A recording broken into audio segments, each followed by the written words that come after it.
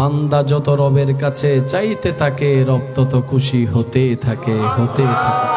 কেউ চাইলো, রব শুনলো, দেয় না। ফেরেশতা বলে যে মওলা এত সুন্দর করে ডাকছে, চাচ্ছে, দাও না। রব বলে যে না, আমি দিলে সে চাওয়া বন্ধ করে দিবে। তার চাওয়াটাই আমার সুন্দর লাগতেছে, তার ডাকটাই আমার সুন্দর লাগতেছে, তার তাহাজ্জুদ পড়াটাই আমার সুন্দর লাগতেছে, তার কান্না করাটাই আমার সুন্দর লাগতেছে। আমি আল্লাহ আরো দেখতে চাচ্ছি। সেজন্য মুমিন বান্দারা বলে দোয়া কবুল হলো আলহামদুলিল্লাহ, না হলে ডবল আলহামদুলিল্লাহ। বলে যে ব্যাপার কি?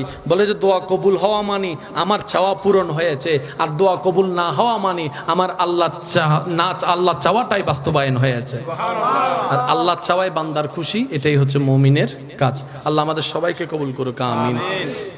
আমার ইমানদার ভাইয়েরা, 5 ওয়াক্ত নামাজ পড়বো ইনশাআল্লাহ। মা বাবার সর্বোচ্চ খেদমত সম্মান দিব ইনশাআল্লাহ।